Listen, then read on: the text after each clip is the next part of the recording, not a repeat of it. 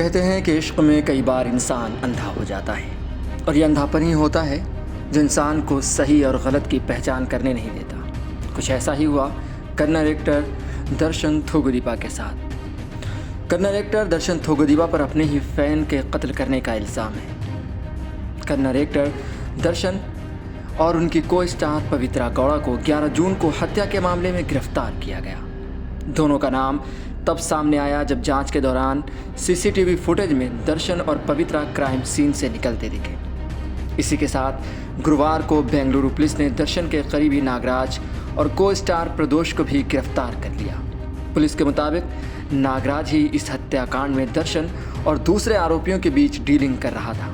वो दर्शन के मैसूर स्थित फार्म हाउस की देखरेख करता है। दर्शन की गिरफ्तारी के बाद से ही प्रदोष फरार था। अब इस हत्याकांड में नया खुलासा हुआ।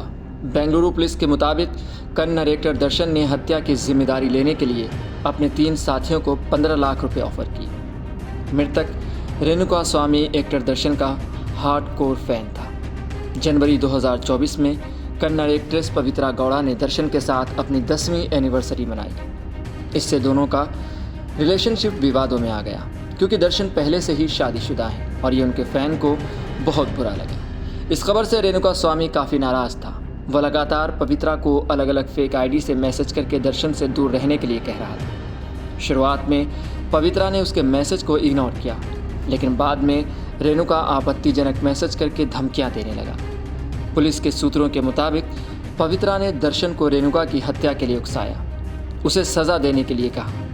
रेणुका ने सिर्फ कमेंट ही नहीं किए बल्कि धमकी भी दी। उसी कमेंट्स में रेणुका ने भी कमेंट किए जहां बाकी लोगों ने कमेंट किया था, लेकिन रेणुका ने जो कमेंट किए वो पवित्रा को पसंद नहीं आए और उस आपत्तिजनक कमेंट ने कन्नड़ सुपरस्टार दर्शन थोगुदीपा और उनकी पार्टनर पवित्रा गौड़ा को अपने ही फ़ैन का कत्ल करने के लिए आमादा कर दिया।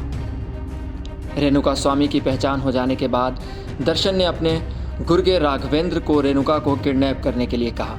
8 जून को इन्होंने उसे किडनैप किया और 9 जून को उसकी लाश मिली। पुलिस की तफ्तीश में ये बात सामने आई कि इन्होंने रेणुका को सिर्फ मारा पीटा नहीं बल्कि उसकी ज़बान, कान, नाक भी काट दिए।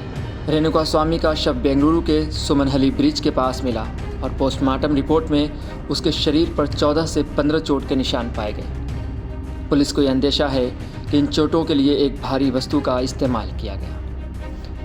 वहीं खबरें ये भी कहती हैं कि रेणुका स्वामी को सिर्फ मारा पीटा नहीं गया बल्कि उसकी ज़बान, उसके नाक, कान भी काट लिए गए। वहीं फ़ोन की लोकेशन से ये पता चला कि सभी एक्टर्स उसके साथ ही उसी लोकेशन पर मौजूद थे जहां पर रेणुका स्वामी का कत्ल किया गया। इसके बाद ये बात साफ़ हो गई कि इनके कत्ल में ये सभी लोग शामिल हैं और उसके बाद इन सभी लोगों को, ख़ासकर दर्शन थोगुदीपा, पवित्रा गौड़ा और उसके 3 साथियों को गिरफ्तार करके जेल भेज दिया गया। ऐसी खबरों के लिए देखते रहें सहारा समय का समय डिजिटल।